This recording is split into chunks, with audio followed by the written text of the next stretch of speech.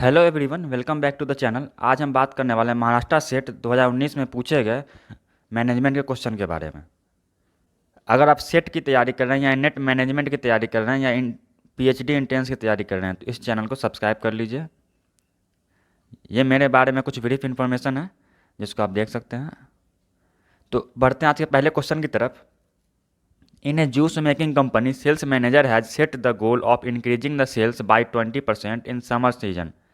At the end of summer, manager will check either goal has been achieved or not. This function is known as, पहला option है planning, दूसरा है organising, तीसरा है leading, चौथा है कंट्रोलिंग। तो इसमें ये जो मैनेजमेंट का फंक्शन है प्लानिंग, ऑर्गेनाइजिंग, लीडिंग और कंट्रोलिंग, इसमें कौन सा फंक्शन है? तो इसका जो आंसर हो जाएगा कंट्रोलिंग होगा, क्योंकि वो परफॉर्मेंस जो है लास्ट में वो चेक करता है कि परफॉर्मेंस सही हुआ कि नहीं हुआ, तो वो कंट्रोलिंग में आता है। प्लानिंग में तो प्लान करेगा कि क्या करना है। तो ये चार फंक्शन है मैनेजमेंट का। पहला प्लानिंग है, यहाँ प्लान द गोल और स्ट्रेटेजी, यानी पहले गोल सेट करते हैं, उसके बाद ऑर्गेनाइज करते हैं कैसे क्या करना है, उसके बाद कंट्रोल करते हैं सब कुछ सही हो रहा है कि नहीं, और लीडिंग करते हैं, एम्प्लॉय को अच्छे से लीड करते हैं ताकि वो अच्छे से काम कर सके। तो ये है फंक्शन ऑफ मैनेजमेंट। तो इसका आंसर हो जाएगा डी, कंट्रोलिंग। अगला क्वेश्चन है, which is not a characteristic of corporate social responsibility. तो प्रोडक्ट सेफ्टी कॉर्पोरेट रिस्पॉन्सिबिलिटी है सोशल के प्रति, क्योंकि प्रोडक्ट सेफ होना चाहिए, कंज्यूमर का नुकसान नहीं होना चाहिए, सोसाइटी पर बुरा असर नहीं पड़ना चाहिए उसका। कंज्यूमर राइट्स भी ध्यान रखना चाहिए, कंज्यूमर क्या क्या राइट्स हैं। अगर उसको उसके साथ गलत होता है तो उसको आवाज़ उठाने का हक है, या फिर उसको गलत प्रोडक्ट के बदले रिफंड भी चाहिए। उसके खिलाफ गलत नहीं होना चाहिए, उसका प्रोडक्ट सेफ होना चाहिए, उसको फिजिकल कोई लॉस नहीं होना चाहिए। इन्वायरमेंटल पॉलिसीज़ भी, प्रोडक्ट जो होना चाहिए कंपनी का वो इन्वायरमेंटल फ्रेंडली होना चाहिए, क्योंकि अगर इन्वायरमेंटल को नुकसान पहुंचेगा इन्वायरमेंट को तो उसको सोसाइटी पर भी ख़राब असर पड़ेगा, लोगों के हेल्थ पे असर पड़ेगा ख़राब। तो ये तीनों जो है कैरेक्टरिस्टिक है सोशल रिस्पॉन्सिबिलिटी। लेकिन प्राइस फिक्सिंग जो ये सोशल रिस्पॉन्सिबिलिटी नहीं है, प्राइस फिक्सिंग उससे कॉस्ट के हिसाब से होगा, कंपनी का जितना कॉस्ट होगा उस हिसाब से प्राइस फिक्स करेगा। तो ये अलग हो गया, इसका आंसर हो जाएगा प्राइस फिक्सिंग। अगला क्वेश्चन है, which of the following is the accountability for the achievement of objectives, the use of resource and the adherence of organisation policy. पहला है पावर, दूसरा रिस्पॉन्सिबिलिटी, तीसरा अथॉरिटी, चौथा है प्लानिंग। तो यहाँ पर अकाउंटेबिलिटी की बात हो रहा है, ऑब्जेक्टिव का, achievement of objective, the use of resource, तो यहाँ पे क्या हो जाएगा? अथॉरिटी आंसर हो जाएगा। तो यहाँ पर अथॉरिटी क्या बोलते हैं? अथॉरिटी किसको बोलते हैं? तो अथॉरिटी बोलते हैं power and right of a person to use and allocate the resource efficiently. किसी को अथॉरिटी दे दिए तो मतलब उसको पावर दे दिए कि वो कंपनी का रिसोर्स यूज करके उसको अच्छे से इस्तेमाल करके कंपनी के लिए फ़ायदा पहुंचाएगा। रिस्पॉन्सिबिलिटी क्या है? The task entrusted by manager to subordinate. Responsibility क्या है? एक सबॉर्डिनेट को रिस्पॉन्सिबिलिटी दिया गया कि तुम्हें ये टास्क करना है, तो उसकी रिस्पॉन्सिबिलिटी बन जाती है कि उस टास्क की जिम्मेदारी उसकी, अगर ख़राब भी होता है तो उसको जिम्मेदारी लेना पड़ेगा। पावर क्या है? It is the potential ability of a person or group to influence another person or group. Organisation में पावर क्या है? जैसे मैनेजर है तो उसका पावर क्या है? अपने सबॉर्डिनेट पर अपना ऑर्डर चला सकता है, वो बता सकता है कैसे क्या करना, पूरा इन्फ्लुएंस कर सकता है वो, जैसे मैनेजर बोलेगा वैसे सबॉर्डिनेट करता है। ये उसका पावर हो गया, उसके पोस्ट का पावर हो गया। प्लानिंग क्या? प्लानिंग क्या एक प्रोसेस है, जो भी हम गोल अचीव करते हैं या गोल अचीव करना चाहते हैं तो उसके लिए प्रॉपर प्लानिंग बनानी पड़ती है कि कैसे क्या करना है, पहले क्या करना है, उसका प्रोसेस क्या है, सारी प्लानिंग पहले ब्लूप्रिंट उसको बनाना पड़ता है, तो वो प्लानिंग हो गया। अगला क्वेश्चन है, what is the term for rule of thumb type of बायस। एक है फ्रेमिंग बायस, एक हिंड साइट बायस, एक ओवर कॉन्फिडेंस बायस और ह्यूरिस्टिक बायस। इसका जो आंसर हो जाएगा ह्यूरिस्टिक हो जाएगा। रूल ऑफ थंब जहाँ भी आएगा एक बात याद रख लीजिए, वहाँ पर ह्यूरिस्टिक ही लगेगा। और देखते हैं चारों के बारे में। फ्रेमिंग बायस क्या है? फ्रेमिंग बायस क्या है कि जैसा इन्फॉर्मेशन हमें प्रेजेंट किया जाता है, जैसा फ्रेम करके दिखाया जाता है, उसकी वजह से हम इन्फ्लुएंस हो जाते हैं। जैसे यहाँ पर एक पिक्चर देख सकते हैं, फ्रोजन योगर्ट 20% फैट दिया हुआ है, तो हमें क्या लगता है 20% कम है, और दूसरी जगह दिया हुआ 80% फैट फ्री, तो वहाँ पर ज़्यादा 80 देख के जो है ना ज़्यादा इन्फ्लुएंस हो जाता है। इस तरह से फ्रेम किया जाता है ना कि इन्फ्लुएंस हो जाते हैं, वो हो गया फ्रेमिंग बायस। हिंडसाइट बायस क्या है? आप कभी एग्ज़ाम देने गए होंगे तो एमसीक्यू वाला, तो एग्ज़ाम देने के बाद पता चला हो कि यार मुझे तो पता था इसका आंसर ये होगा, मैंने ये लगा दिया। या कभी आईपीएल का मैच हो या कोई भी मैच हो, मैच के बाद आप सोचते हैं मुझे तो पहले से पता था कि ये टीम जीतेगी। इस तरह से क्या करते हैं आप, इस चक्कर में क्या करते हैं, आपको लगता है कि आप सही गेस कर रहे हैं, उस चक्कर में क्या होता है फ्यूचर में आप क्या होता है उसमें आप रिस्क लगा लेते हैं या सट्टा लगा लेते हैं कि यही जीतेगी, शर्त लगा लेते हैं। उस चक्कर में आपको बहुत फिनेंशियल लॉस भी हो सकता है। एग्ज़ाम से पहले आपको क्या लगता है, आप जब पढ़ रहे होते हैं तो आपको लगता है कि ये क्वेश्चन आना चाहिए, ये क्वेश्चन आना चाहिए, आप इग्नोर कर देते हैं उसको। फिर जब वही क्वेश्चन एग्जाम में आता है तो आपको लगता है कि यार मैंने तो सही गेस किया था, लेकिन आपने पढ़ा नहीं होता है वो। ओवर कॉन्फिडेंस क्या होता है, लोग ज़्यादा ओवर कॉन्फिडेंस में आ जाते हैं अपने आप को कि मैं ये कर लूँगा, तो उस चक्कर में हो जाता है। ह्यूरिस्टिक आपको बता ही दिए, ये रूल ऑफ थंब होता है। जब कोई कॉम्प्लेक्स प्रॉब्लम होता है उस टाइम में रूल ऑफ थंब यूज किया जाता है। जैसे आपको क्वेश्चन नहीं आ रहा है, मान लिया एग्जाम देने का नेट का ही क्वेश्चन नहीं आ रहा, उसमें ऑल ऑफ द एबव या नन ऑफ द एबव होगा, तो रूल ऑफ थंब क्या है, ऑल ऑफ द एबव लगा देते हैं लोग, मैक्सिमम लोग। अगर नहीं आ रहा है क्वेश्चन तो थोड़ा भी नहीं पता है तो ऑल ऑफ द एबव लगा देते हैं या नन ऑफ द एबव, ये इस टाइप का रूल ऑफ थंब होता है। अगला क्वेश्चन है, natural resource determine the course of development and constitute the challenge which may not be accepted by the human mind, who said it. तो ये किसने कहा था, अर्थल लेविस ने। अगला क्वेश्चन है, to eradicate the problem of poverty 20 point economic programme आज launch for the first time in India. ये कब हुआ था, 7 जुलाई 1975, इंदिरा गांधी ने इसे लॉन्च किया था। अगला क्वेश्चन है, assume that consumers income and the number of seller in the market for good eggs both fall, based on the information we can conclude with certainty that the equilibrium. पहला option है price will decrease, दूसरा option price will increase, quantity will increase, quantity will decrease. Consumer भी कम हुआ, seller भी कम हुआ, तो कंपटीशन सेम ही रहेगा क्योंकि कंज्यूमर भी कम हो गया, सेलर कम हुआ। तो अगर सेलर कम होता, कंज्यूमर ज़्यादा होता तो प्राइस इंक्रीज करता क्योंकि डिमांड बढ़ता, सप्लाई कम होता। लेकिन यहाँ दोनों कम हो गए, तो यहाँ का क्या आंसर होगा, क्वांटिटी डिक्रीज होगा। क्योंकि सेलर कम हुआ, कंज्यूमर कम हुआ, तो क्वांटिटी तो डिक्रीज हुआ, जो यूज हो रहा है क्वांटिटी वो डिक्रीज हो जाएगा। तो ऑप्शन नंबर डी इसका सही हो जाएगा। अगला क्वेश्चन है, which one of the following is the characteristic of capital as a factor of production. पहला है इट नेवर डिप्रिसिएट, दूसरा है it is a fixed in supply, तीसरा it is an active factor of production, चौथा it is a passive factor of production. तो इसका answer हो जाएगा it is a passive factor of production. क्योंकि capital जो है फिक्स होता है, कैपिटल लग गया तो पैसिव है, आप कुछ प्रोडक्शन कीजिए ना कीजिए वो उसका कॉस्ट ऐड होता रहेगा। अगला क्वेश्चन है, dividing A task in number of step each of is completed by an individual is essential for information sharing, perspective, departmentalization, work specialization, collectiveness। तो टास्क जो है नंबर ऑफ स्टेप में divide किया गया और इंडिविजुअल उस individual को दिया गया जो उसमें मास्टर हो। तो ये क्या होगा, वर्क स्पेशलाइजेशन होगा, वो उस पर्टिकुलर वर्क में स्पेशलाइज्ड है। डिपार्टमेंट क्या है कि सबको अलग अलग डिपार्टमेंट दे दिए, मार्केटिंग का डिपार्टमेंट अलग हो जाता है, फिनांस अलग हो जाता है, इस तरह से।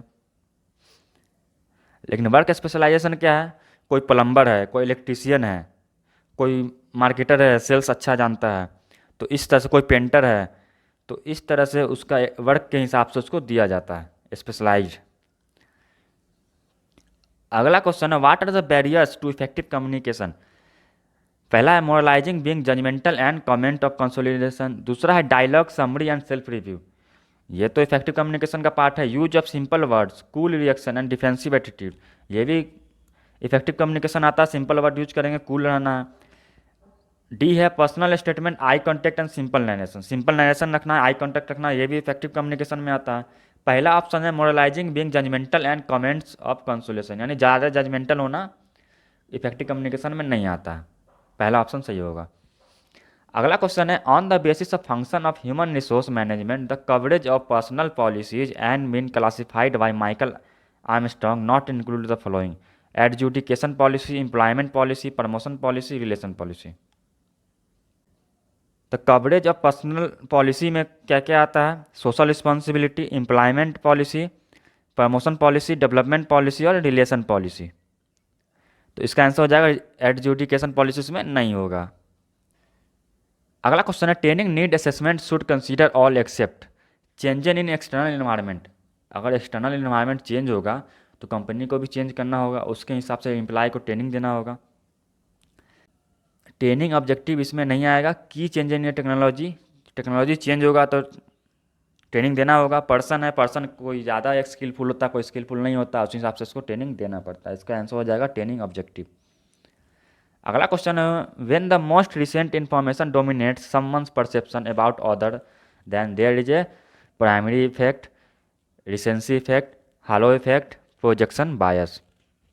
तो इसका आंसर हो जाएगा रिसेंसी इफेक्ट, क्योंकि रिसेंट इन्फॉर्मेशन, अब जैसे होता है ना कि आप किसी की कितना ही मदद कर लो, मतलब सालों से आप किसी की मदद कर रहे हैं, लेकिन लेटेस्ट में क्या हुआ, आप किसी की मदद नहीं कर पाए, तो वो सालों का आपका जो एहसान भूल जाएगा और आखिरी वाला याद रखेगा कि आपने उसकी मदद नहीं की। तो ये हो क्या होगा, रिसेंसी इफेक्ट। अब जैसे आपने कोई एग्ज़ाम दिया, आपने उसमें अच्छे मार्क्स लाए, तो पिछला में कितना भी खराब मार्क्स हो, आपने लेटेस्ट में अच्छा मार्क्स लाया, तो वो रिसेंसी इफेक्ट से आप कॉन्फिडेंस हाई रहेंगे और सब लोग उसको याद रखेंगे आपने अच्छा मार्क्स लाया। ये रिसेंसी इफेक्ट होता है। कोई लेटेस्ट घटना की वजह से कोई इफेक्ट होना, वो रिसेंसी इफेक्ट हो गया। प्राइमरी इफेक्ट क्या है, तो प्राइमरी इफेक्ट को देखते हैं। प्राइमरी इफेक्ट क्या है, प्राइमरी इफेक्ट का मतलब है कि कोई भी इन्फॉर्मेशन आप जो गेन करते हैं, जो शुरुआत में इन्फॉर्मेशन मिलता है, शुरुआत में उसको ज़्यादा दिमाग में रखते हैं लोग। जैसे आप एग्जांपल ले सकते हैं कि first impression is the last impression, ये आपने सुना होगा, ये इसी से रिलेटेड है।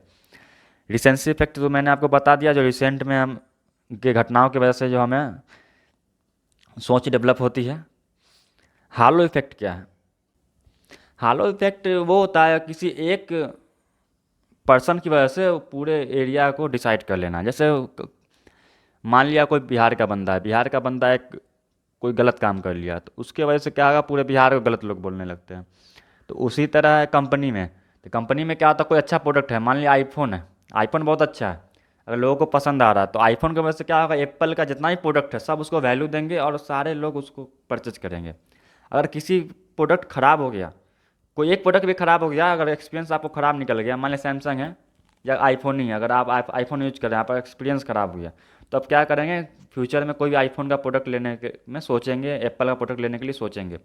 तो वही हालो इफेक्ट क्या होता है, उसमें थोड़ा पॉजिटिव इम्पैक्ट आता है कि पॉजिटिव एक कोई अच्छा प्रोडक्ट की वजह से कंपनी के सारे प्रोडक्ट का वैल्यू बढ़ जाता है। तो उसी का अपोजिट है हॉर्न इफेक्ट। इसमें क्या होगा, कोई एक ख़राब प्रोडक्ट की वजह से पूरे कंपनी का प्रोडक्ट पर बुरा असर पड़ता है, लोग परचेज करना नहीं चाहते हैं। प्रोजेक्शन बायस ये होता है कि जब करेंट सिचुएशन हिसाब से हम क्या करते हैं, ओवर कॉन्फिडेंस में आ जाते हैं और कुछ ज़्यादा ही जो चीज़ ज़रूरी नहीं होता वो कर लें। जैसे आप मॉल में गए, आपको भूख लगा हुआ है, तो आपको भूख लगा हुआ है, आपको लगेगा क्या कि मैं सब कुछ खा लूँ, आप क्या करेंगे, हर कुछ खरीदना शुरू कर देंगे बहुत ही ज़्यादा, लेकिन बाद में क्या होगा, थोड़ा सा खाने के बाद आपका पेट भर जाएगा, बाद में वो खा नहीं सकते हैं, तो वो बर्बाद हो जाएगा। तो इस तरह से जो है प्रोजेक्शन बायस होता है। यहाँ पर पिक्चर से समझ सकते हैं आप जितना हंगरी है, तो थोड़ा सा आपको ज़रूरत है, लेकिन आप खरीद के इतना लेते हैं, बहुत ज़्यादा लेते हैं, पूरा फ्रिज भर देते हैं खरीद के। क्योंकि जब इंसान को भूख लगता है कस के ना, तो लगता है कि सारा चीज़ खा लें, लेकिन तो उसका तो लिमिट होता है ना, उसके बाद तो खा नहीं सकता ज़्यादा। इस चक्कर में, प्रोजेक्शन के चक्कर में क्या होता है, वो ज़्यादा शॉपिंग कर लेता है। अगला क्वेश्चन है, a process by which an individual learns voluntary behaviour, classical conditioning, voluntary conditioning, social conditioning, operant conditioning. Voluntary behaviour क्या सीखता है, कब सीखता है, क्लासिकल कंडीशनिंग में। तो क्लासिकल कंडीशनिंग क्या है, क्लासिकल कंडीशनिंग में ये होता है, यहाँ पे पिक्चर से आप समझ सकते हैं, ये यान पाव्लोव ने एक एक्सपेरिमेंट किया था। इसमें एक डॉग को फूड दिया गया, बाद में एक बेल बजाया गया, फिर बेल और फूड एक साथ दिया गया, बेल बजाकर फूड दिया गया, बाद में क्या सिर्फ बेल बजाया गया ना, तो उसको सलाइवा निकल गया, क्योंकि उसको दिमाग में बैठ गया कि बेल बजेगा तो मुझे खाना मिलेगा। बाद में जब बेल बजना शुरू हुआ तो ऑटोमेटिक दिमाग में उसको चला गया कि खाना मिलेगा, तो उसका सलाइवा मुंह से निकलने लगा कि अब खाना आने वाला है। तो ये कंडीशन लगा दिया कि ये होगा तो ये होगा, इसे कहते हैं क्लासिकल कंडीशनिंग। एक है ऑपरेंट कंडीशनिंग। ऑपरेंट कंडीशनिंग किसने दिया था, बीएफ स्किनर ने दिया था। इसमें क्या होता है कि अगर कोई ख़राब काम करता है उसको पनिश किया जाता है, जो अच्छा काम करता है उसको रिवार्ड दिया जाता है, इस वजह से उसका बिहेवियर जो है इनक्रीज करता है, चेंज होता है। जैसे कोई अच्छा काम किया, उसको रिवार्ड देंगे तो उसका बिहेवियर कंटिन्यू रहेगा और उसमें अच्छा इंप्रूव होगा। लेकिन कोई निगेटिव बिहेवियर करता है, उसको पनिश करेंगे ना, तो वो कोशिश करेगा कि उस निगेटिव बिहेवियर ना करें, पनिशमेंट के डर से। तो ये हो गया ऑपरेंट कंडीशनिंग। सोशल कंडीशनिंग क्या है, सोसाइटी में हमें वही सिखाया जाता है जो सोसाइटी उसको अप्रूव करती है, क्योंकि हर सोसाइटी का अलग अलग कल्चर होता है। अब हमें वही करना पड़ता है जो सोसाइटी चाहती है, तो उस चक्कर में हमें करना पड़ता है कि सोसाइटी हमें एक्सेप्ट करे, नहीं तो सोसाइटी कहेगी ये सोसाइटी के लायक नहीं है। तो हर जगह का अलग अलग कल्चर होता है, इंडिया का, फॉरेन का, या इंडिया ही में अलग अलग स्टेट का, अलग अलग सोसाइटी का अलग कल्चर होता है, अलग रिलीजन का अलग कल्चर होता है। तो उस हिसाब से हमें बिहेव करना होता है, कल्चर के हिसाब से, सोसाइटी के हिसाब से। नहीं तो सोसाइटी हमें एक्सेप्ट नहीं करेगी, ये सोच के हम वैसा बिहेव करते हैं। अगला क्वेश्चन है, the behaviour we learn from observing and imitating other explaining through. तो क्या बोलता है, हम दूसरे को ऑब्जर्व करके, दूसरे की नकल करके बिहेवियर हमें डेवलप होता है। कब होता है? Social learning, cognitive learning, programme learning, linear learning. Society में होता है, हम दूसरे का देख के बिहेवियर सीखते हैं। सोसाइटी में एक दूसरे को देख के लोग सीखते हैं, एक सोसाइटी में रहते हैं तो अगर छोटा बच्चा है तो अपने फादर को, मदर को, बड़े भाई को देख के सीखता है घर में। जब वो हल्का बड़ा होता है तो सोसाइटी में निकलता है तो दोस्तों से सीखता है।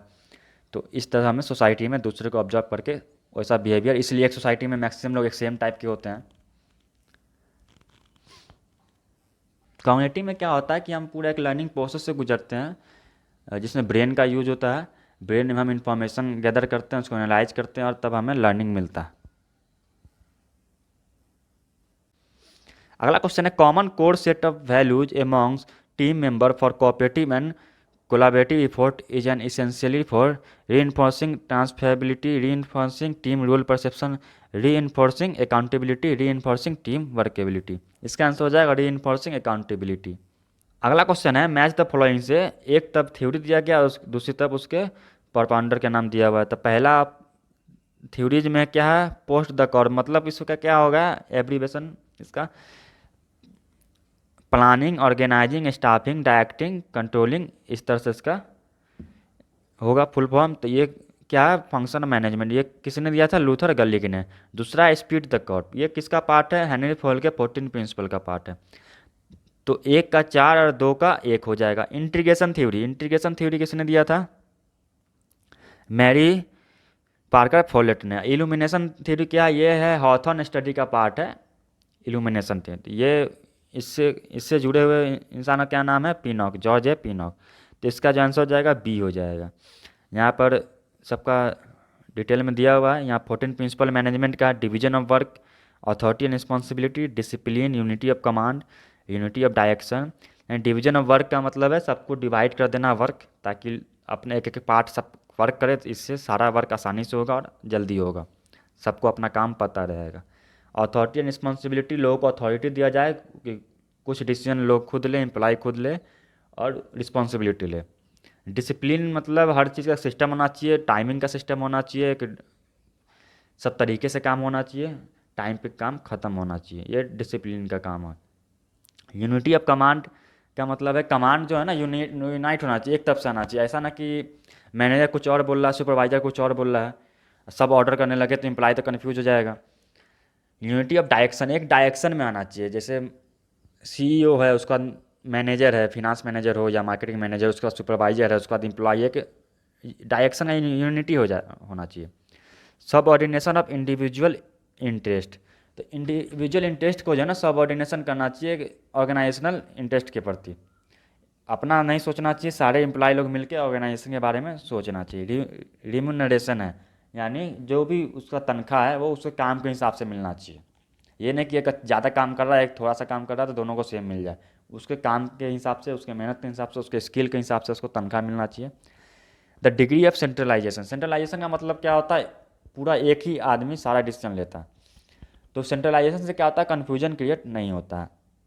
लाइन ऑफ अथॉरिटी स्केलर चैन, तो लाइन ऑफ अथॉरिटी बना देना चाहिए। जैसे एम्प्लॉई है वो किसको जवाबदेह होगा, सुपरवाइजर को। सुपरवाइजर किसको जवाबदेही करेगा, फिनांस मैनेजर को या फिर मार्केटिंग मैनेजर को या प्रोजेक्ट मैनेजर को। वो किसको जवाब देगा, सीईओ को, बोर्ड ऑफ डायरेक्टर को। ऑर्डर होना चाहिए, काम एकदम ऑर्डर में चलना चाहिए। इक्विटी होना चाहिए, सबको बराबरी। Stability of tenure of personal, personal को के स्टेबिलिटी होना चाहिए टेन्योर में, मतलब उससे जॉब सिक्योरिटी का टेंशन नहीं होना चाहिए, उसको लगना चाहिए कि मेरा इतना दिन का वर्क है। इनिशिएटिव होना चाहिए और speed the curve, team speed होना चाहिए। मतलब एक साथ टीम में मिलकर हमें काम करना चाहिए। ये था हेनरी फॉयल का 14 प्रिंसिपल। मैरी पार्कर फोलेट जो है मदर मॉडर्न मैनेजमेंट बोला जाता है, इन्होंने दिया था इंटीग्रेशन थ्योरी। हॉथन एक्सपेरिमेंट का पार्ट था इल्यूमिनेशन एक्सपेरिमेंट, इसमें टोटल 4 एक्सपेरिमेंट थे। अगला क्वेश्चन है, MBTI is the most widely used instrument for personal analysis. MBTI क्या है पहले वो देख लेते हैं।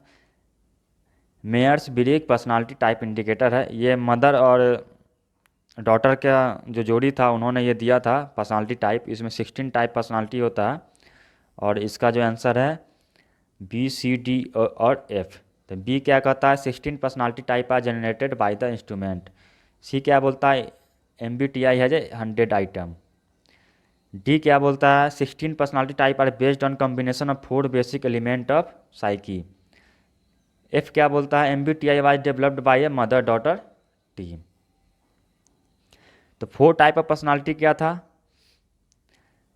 इंट्रोवर्जन और extraversion, sensing and intuition, thinking और फीलिंग और जजिंग और परसीविंग। ये 4 टाइप को मिलाकर 16 टाइप का पर्सनालिटी बना दिया गया। यह पर्सनालिटी टाइप है 16 टाइप का पर्सनालिटी टाइप।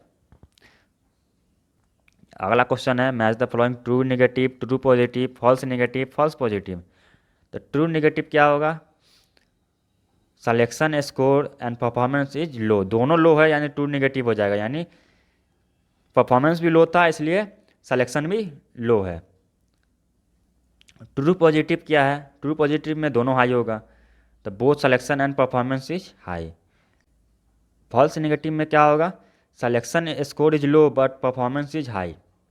मतलब सिलेक्शन तो लो था लेकिन परफॉर्मेंस हाई हो रहा है, फॉल्स नेगेटिव हो जाएगा। फॉल्स पॉजिटिव क्या होगा selection score is high but performance is low. तो इसका आंसर बी हो जाएगा। अगला question which one of the following may be term as the scientific and scientific effort to modify the characteristic of an employee job. तो modify job में कब करते हैं जॉब रीडिजाइन में करते हैं। तो जॉब इनलार्जमेंट क्या है it is a process of increasing the scope of A job by adding more task.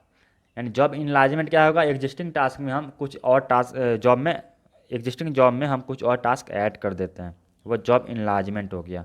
Job enrichment क्या है it involve designing job such a way that it provide the worker greater autonomy for planning and controlling his own performance. ये हो जाएगा job enrichment. अगला question है which one of the following aspect of job can not consider under the quality of work life. Quality of work life में किसको consider नहीं करेंगे freedom and autonomy to make decision on the ये quality work life का part है। Satisfactory physical surrounding and work place ये भी quality work life के लिए ज़रूरी है।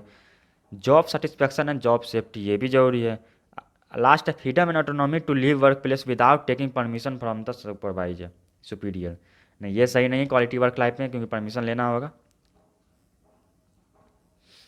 अगला क्वेश्चन है member of the trade union are required to pay a subscription per annum as per the provision of trade union act 1926 for worker working in the other unorganise sector excepting rural workers the annual rate of subscription should not be less then.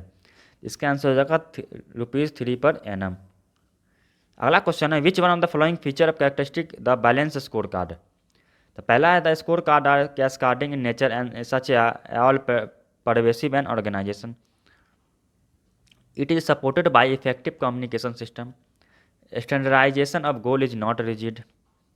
Customer focus is an integral part of the balance scorecard.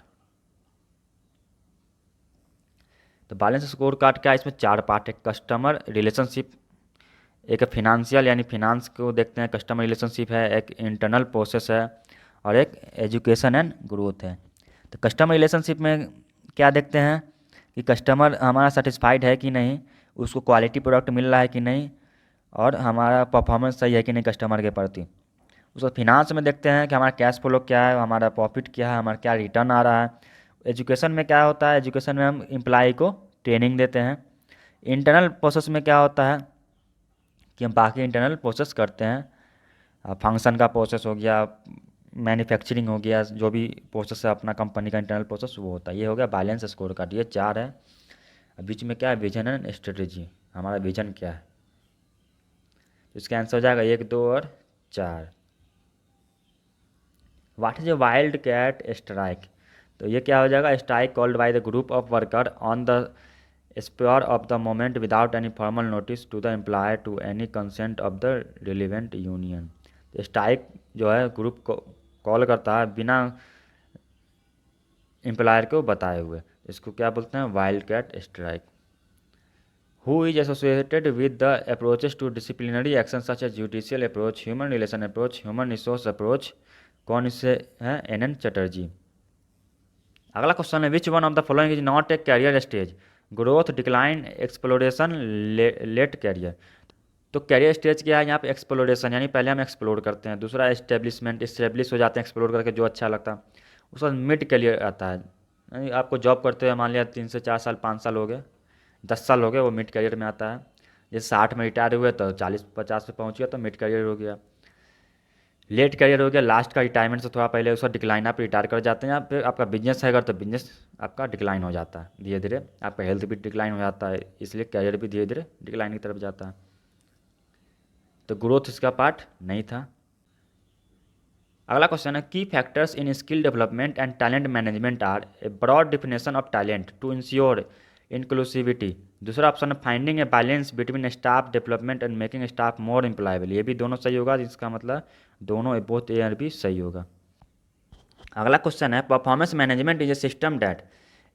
तो performance management क्या? Ensure that employee performance is supporting company aim. तो बिल्कुल सही है, employ का जो performance है वो कंपनी का एम पूरा करने में हेल्प कर रहा है कि नहीं। अगर नहीं कर रहा है तो परफॉर्मेंस सुधारने की ज़रूरत है। तो ये परफॉर्मेंस मैनेजमेंट का काम है। दूसरा ऑप्शन है starts with fixing performance standard and ends with comparing result with those standard. ये परफॉर्मेंस मैनेजमेंट का काम नहीं है। किसी पे स्टैंडर्ड फिक्स कर दिया, उसको कंपेयर कर दिया, तो उससे परफॉर्मेंस वो सुधरेगा नहीं। तीसरा इंक्लूड डेली और weekly interaction to ensure continuous improvement in employees performance. मतलब डेली बेस पे, वीकली बेस पे एम्प्लॉय से मिलना, उसे परफॉर्मेंस को देखना, अगर कुछ प्रॉब्लम है तो उसको सुधार करना। तो ये एक परफॉर्मेंस मैनेजमेंट का काम है। चौथा option ensure that employee has required training to perform the job. तो ये भी परफॉर्मेंस मैनेजमेंट का काम है कि जो भी काम हो रहा है, मान लिया इलेक्ट्रीशियन का काम है, तो एम्प्लॉय को ट्रेनिंग प्रॉपर मिला है कि नहीं इलेक्ट्रीशियन का। अगर उसको ट्रेनिंग नहीं मिला रहेगा तो परफॉर्मेंस सही नहीं कर पाएगा, उसका काम में खराबी आएगी, तो इससे कंपनी को ही लॉस होगा। तो ये तीनों जो है परफॉर्मेंस मैनेजमेंट का सिस्टम में आता है, यानी ऑप्शन नंबर बी 1, 3 और 4 सही है। अगला question alpha beta gamma A and gamma B changes are related to which change? Structural change, process change, system change and cognitive change. तो इसका जो आंसर हो जाएगा कॉग्निटिव चेंज होगा। अगला question which one of the following is a correct formula for calculating direct group relation of span of control given by B A Graicunas.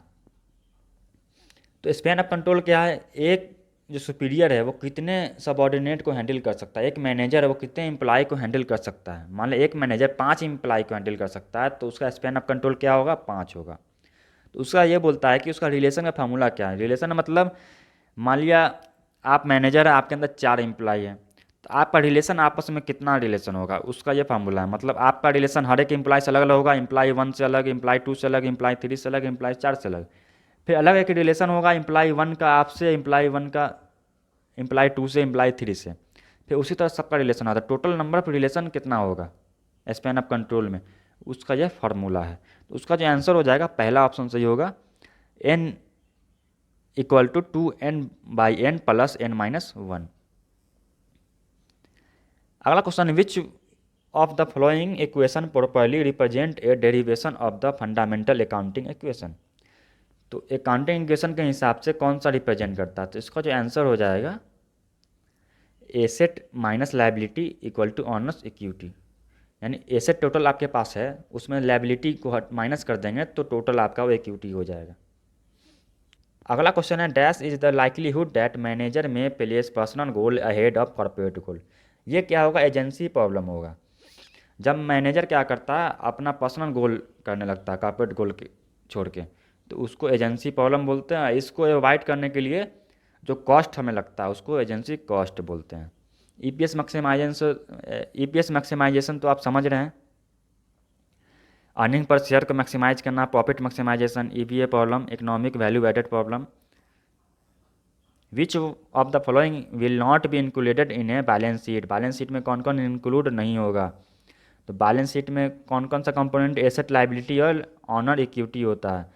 तो asset liability honour equity में क्या आएगा? Asset में क्या आएगा? Receivable आएगा, लायबिलिटी में payable आएगा, कैश आएगा इक्विटी में।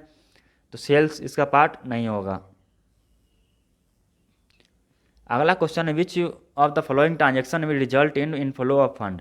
पहला इशू ऑफ डिवेंचर, डिवेंचर अगर इशू करेंगे तो फंड हमें आएगा। दूसरा conversion of debenture into equity share, debenture को इक्विटी शेयर में कन्वर्ट करेंगे तो फंड हमें नहीं आएगा। Redemption of long term loan, long term loan को जो रिडीम करना है तो उससे हमें फंड आएगा नहीं, जाएगा। Creation of general reserve, general reserve create करेंगे तो ऑलरेडी जो हमारे पास फंड है उसी को रिजर्व करेंगे, तो फंड तो कहीं से आ नहीं रहा है, तो इसका ऑप्शन सिर्फ एक सही होगा, इशू ऑफ डिवेंचर। यहाँ फंड फ्लो स्टेटमेंट क्या होता है? Statement that reflect the relative position of the fund of the company, यानी कंपनी में कितना फंड है, कहाँ कहाँ जा रहा है, ये सब कौन बताता है? फंड फ्लो स्टेटमेंट बताता है। तो सोर्स ऑफ फंड में कौन सा आ गया? सोर्स ऑफ फंड उसको बोलते हैं जिससे हमें फंड आता है। जैसे इशू ऑफ डिवेंचर, एक डिवेंचर इशू करेंगे तो लोग उसको लेंगे डिवेंचर अपना, और हमें फंड आएगा। सेल्स ऑफ एसेट, कोई हमारा प्रॉपर्टी है उसको सेल कर देंगे तो उससे हमारा फंड आएगा, मतलब किसी चीज़ से हमें पैसा आना चाहिए। Fund from operations, operations, fund from operation से मतलब सेल किसी को करेंगे तो सेल से हमें पैसा आएगा, तो वो फंड फ्रॉम ऑपरेशन हो गया। तो इस तरह से हमें सोर्स ऑफ फंड होगा। एप्लीकेशन ऑफ फंड कहाँ होता है? जहाँ हमें पैसा खर्च होता है, हमारा फंड हमारा लगता है, आता नहीं, उसका उल्टा होता है, उसको एप्लीकेशन ऑफ फंड बोलते हैं। जैसे redemption of share and debenture, और हम शेयर एंड डिवेंचर रिडीम करेंगे, यानी हमारा शेयर होल्डर है वो हमें शेयर वापस करेगा तो हमें उसको तो पैसा देना होगा। या डिवेंचर किसी को दिए, हम उससे पैसा लिए थे तो उसको डिवेंचर जब रिडीम का होगा तो उससे हमें पैसा देना होगा, तो अप्लीकेशन ऑफ फंड हो गया, यानी हमें फंड हमें देना होगा, हमें पास आएगा नहीं। परचेज ऑफ फिक्स एसेट, कोई चीज़ खरीदेंगे एसेट को कंपनी के लिए तो फंड हमारा जाएगा, आएगा तो नहीं, तो इस तरह से अप्लीकेशन ऑफ फंड हो गया। अगला क्वेश्चन है in budgetary control dash is used where in standard costing dash is used. तो बजटरी कंट्रोल में क्या आता है कि टोटल कॉन्सेप्ट हम यूज करते हैं, और स्टैंडर्ड कॉस्टिंग में क्या आता है, पर यूनिट के हिसाब से हम लोग स्टैंडर्ड कॉस्टिंग यूज करते हैं। अगला क्वेश्चन है cost accounting concept include all of the following except.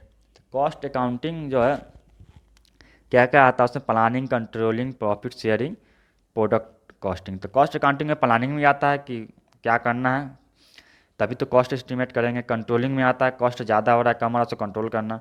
Product costing में मतलब प्रोडक्ट का कॉस्ट किस तरह से डिसाइड करेंगे, कॉस्टिंग में ही आता है concept of costing. Profit sharing इसमें नहीं आता है, प्रॉफिट शेयरिंग अलग पार्ट है। कॉस्टिंग हो जाएगा, प्रोडक्ट सेल होगा, उसके बाद इनकम कितना आता है उस हिसाब से प्रोडक्ट शेयरिंग होता है, अलग कॉन्सेप्ट हो गया प्रॉफिट शेयरिंग। यहाँ पर क्या बोला? Cost accounting concept include all of the following except, यानी कौन इसमें नहीं आता? प्रॉफिट शेयरिंग नहीं आएगा। अगला क्वेश्चन है dash is also known as subsidiary budget, master budget, cost budget, standard budget, functional budget. तो इसका आंसर हो जाएगा फंक्शनल बजट।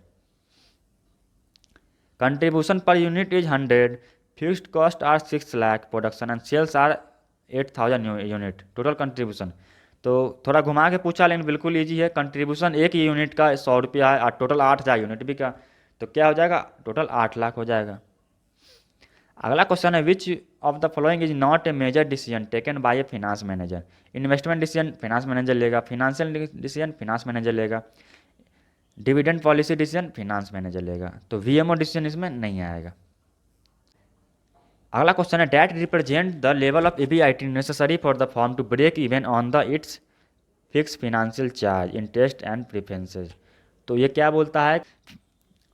EBIT कब जो है बराबर होगा उसको क्या बोलेंगे, मतलब EBIT उतना ही आ जाए हमारे पास, अर्निंग बिफोर इंटरेस्ट और टैक्स, कि हमारा इंटरेस्ट पे हो जाए, सब कुछ पे हो जाए, प्रॉफिट नहीं आए कुछ चलेगा, तो उसको बोलते हैं फिनेंशियल बीईपी यानी फाइनेंशियल ब्रेक इवन पॉइंट। अगला question, which one of the following is not an example of systematic risk. Systematic risk का एग्जाम्पल कौन नहीं है? Government changes the interest rate, ये भी है एग्जाम्पल है। इन्फ्लेशन रेट, ये भी है। Government withdraw tax on dividend payment, ये भी है। कंपनी वर्कर डिक्लेयर स्ट्राइक, ये थोड़ा डिफरेंट है, ये इसमें नहीं होगा। अगला क्वेश्चन है if the value of NPV for a project is zero it's PI will be. PI मतलब क्या होता है? Profitability index. तो NPV क्या होता है?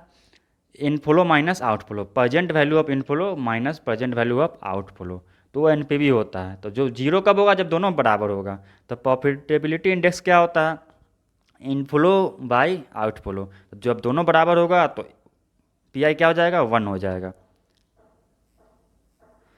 अगला question, which of the following is not a form of takeover? Friendly, hostile, back flip, divestiture. तो इसका आंसर हो जाएगा डिवेस्टिच्यूर। तो होस्टाइल टेक ओवर क्या होता है, डायरेक्ट शेयर होल्डर से बात करके कंपनी को टेक ओवर कर लेते हैं। बैकलिफ्ट क्या होता है, जब कोई कंपनी दूसरे को खरीदते हैं तो उसका पार्ट बन जाता है, उल्टा होता है।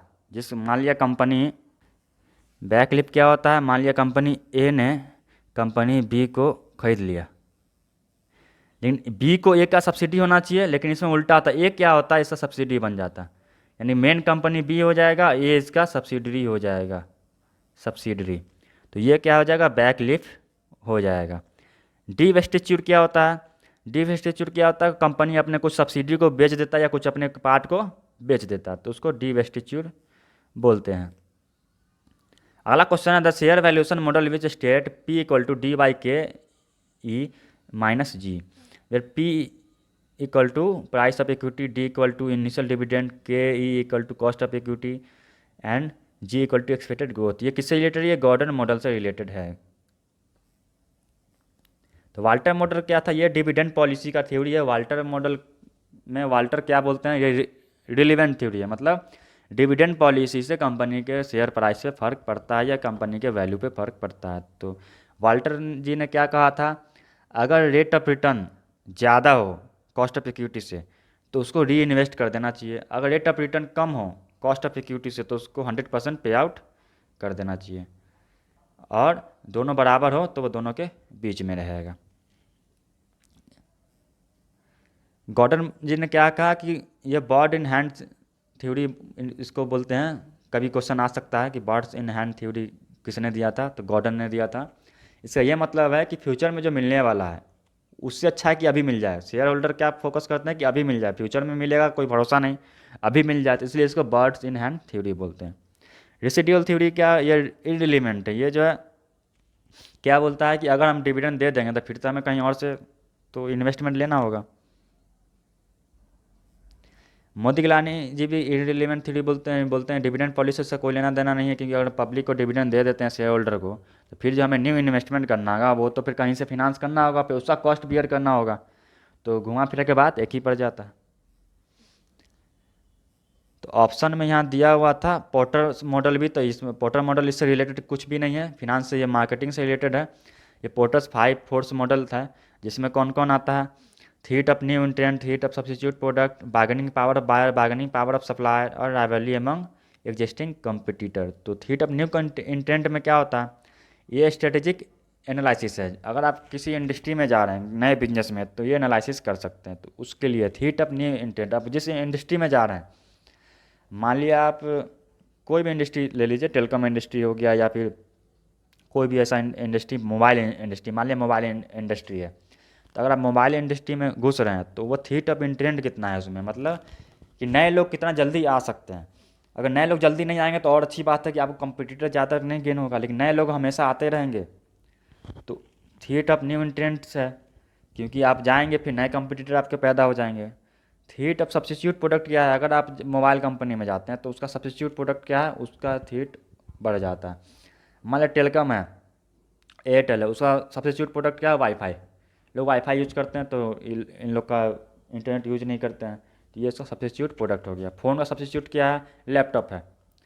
अगर लोग मतलब छोटा फ़ोन या एक टेलीफोन रख लेंगे और कहेंगे लैपटॉप यूज करना है मुझे, ऑनलाइन बात करेंगे, तो वो उसका सब्सिट्यूट होगा। एक्यूरेट सब्सिट्यूट नहीं हुआ, दूर का रिलेटेड हुआ। जैसे सब्सिट्यूट का मतलब है जैसे चाय कॉफ़ी, और चाय नहीं मिला तो लोग कॉफ़ी पी लेते हैं, कोल्ड ड्रिंक्स नहीं मिलता है तो लोग जूस पी लेते हैं, या जूस का कोल्ड ड्रिंक्स, ये सब्सिट्यूट हो जाता है। बार्गेनिंग पावर ऑफ बायर, तो अगर बायर का बार्गेनिंग पावर ज़्यादा होगा तो आपको लोएस्ट कॉस्ट रखना होगा, जिससे आपको प्रॉफिट कम होगा, क्योंकि बायर का बार्गेनिंग पावर कब ज़्यादा होगा, जब उसके पास ऑप्शन अवेलेबल ज़्यादा होगा। मतलब कि 10 कंपनी है, अगर आप उससे 100 रुपये चार्ज करेंगे, कहीं और उसको 90 रुपीज़ मिल रहा है, तो उसका बार्गेनिंग पावर ऑटोमेटिक हाई हो जाएगा, वो कहेगा आपसे क्यों लेंगे, हम उससे लेंगे, तो ऐसा आता है।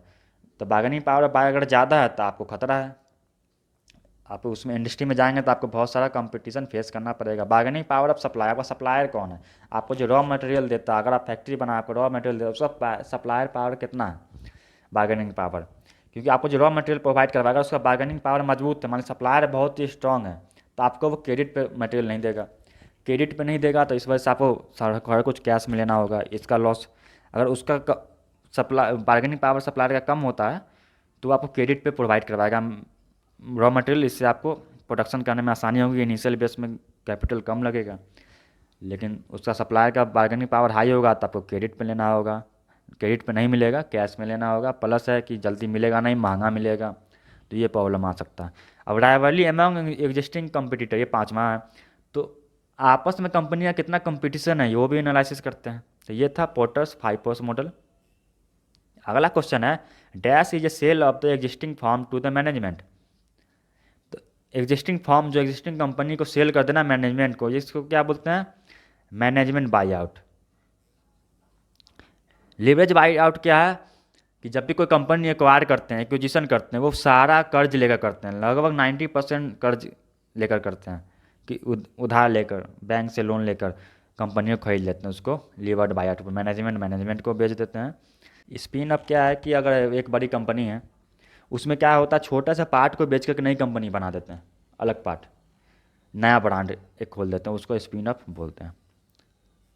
अगला question, APT as a model of security pricing is based on concept of arbitrage, equilibrium, allocation, amalgamation. ये इसका आंसर हो जाएगा arbitrage. A portfolio consist of two security with accepted return of 12% and 16% respectively. If the first security accounts for 40% of portfolio, the return of portfolio will be. इसका क्या हो जाएगा? Return of portfolio as a formula लगाएंगे तो 14.4 आ जाएगा। अगला question है, which one of the following statement is false? An option writer is one who sell an option contract. Expiration date is the date beyond which the option has no value. Writing a call option and a put option will result in the same payoff to writer when spot fall. A holder of a call option can incur losses at the most up to the premium amount he pay. तो इसका जो false हो जाए कौन हो जाए? Writing a call option and a put option will result in the same, same नहीं होगा। अगला question, as a per factoring agreement the dash become responsible for the all credit control, sales, accounting and debt collection from the buyer. इसका answer हो जाएगा factor हो जाएगा। Factoring क्या है कि जैसे हमें कुछ फंड चाहिए, वर्किंग कैपिटल चाहिए, तो किससे लेंगे? तो क्या होता है, फैक्टर क्या करता है कि उसको हम क्या बोलते हैं कि सारे मेरा बिल ले लो, आप उससे उसूल लेना। मान लिया जो हमारा कस्टमर है वो क्रेडिट पे सामान ले गया, तो फैक्टर का काम है कि वो उससे उसूल लेगा, लेकिन उसके बदले में पहले वो हमें कुछ पैसा दे देगा, अब वो उससे उसूल कर पैसा रख लेगा, ये होता है।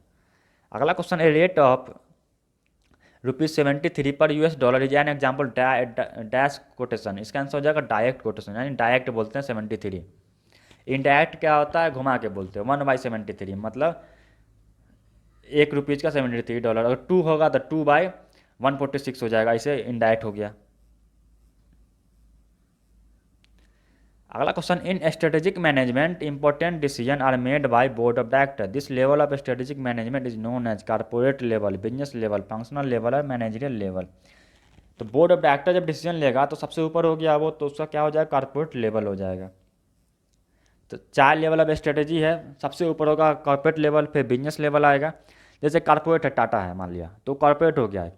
बिजनेस लेवल में क्या आ जाएगा? बिजनेस में है कि डिवाइड हो गया ना, एक टाटा मोटर्स अलग हो गया बिजनेस, टीसीएस अलग हो गया, वोल्टास अलग हो गया, तो इस तरह सबका अलग अलग बिजनेस डिवाइड हो जाता है। फिर फंक्शनल लेवल हो गया, अब बिजनेस डिवाइड हो गया, मान लिया टाटा मोटर्स है, तो उसमें फंक्शन हो जाएगा सबका, मार्केटिंग का अलग, प्रोजेक्ट का अलग, मैन्युफैक्चरिंग डिपार्टमेंट अलग, तो फंक्शनल लेवल। ऑपरेशनल लेवल क्या है? इम्प्लाई लेवल में आ गया वो, सेल्स हो गया इम्प्लाई, और जो इंजीनियर हो गए वो ऑपरेशनल लेवल में आ गए, तो इस तरह वो डिसाइड करते हैं। अगला question, performance analysis of the organisation is described as. Performance analysis किसको बोलते हैं? पहला ऑप्शन स्वेट एनालिसिस, दूसरा external analysis, internal analysis, economic analysis. तो परफॉर्मेंस एनालिसिस क्या होगा? इंटरनल एनालिसिस होगा, मतलब हम कैसा परफॉर्मेंस किए, तो हमारा इंटरनल एनालिसिस होना चाहिए कि हमने अच्छा परफॉर्मेंस किया, नहीं किया, कहाँ पर कमी रह गई।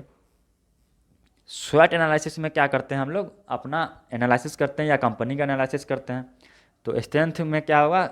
वैसा कैरेक्टरिस्टिक जिस पे कंपटीटर पे हम भारी पड़ जाएं, यानी ऐसा हमारे पे क्वालिटी है कि जैसे कंपटीटर पे हम भारी पड़ जाएं, कंपटीटर हमें कंपटीशन नहीं दे पाएगा। वीकनेस क्या है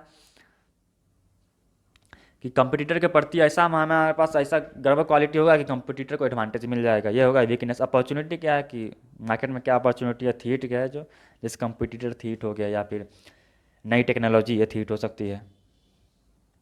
अगला क्वेश्चन है, major reason for accepting stability strategy is. Environment demand rapid activity. It is highly risky, require additional resource, potential opportunity and non-existence. Stability strategy क्यों एक्सेप्ट किया जाता है? क्योंकि पोटेंशियल अपॉर्चुनिटी जो है एग्जिस्ट नहीं करेगा तो क्या करेंगे? स्टेबल बना के रखना होगा कंपनी को, तो डी ऑप्शन सही होगा। तो कॉर्पोरेट स्ट्रेटेजी यहाँ पर दिया हुआ 4 तरीके का होता है। कि होता है स्टेबिलिटी, स्टेबिलिटी में क्या होता है? Consolidation, exploration, hold strategy. Growth में क्या होता है? Concentration strategy. डाइवर्सिफिकेशन स्ट्रेटेजी भी है, डाइवर्सिफाई करते हैं, वर्टिकल होता है, हॉरिजॉन्टल, कॉन्ग्लोमरेट।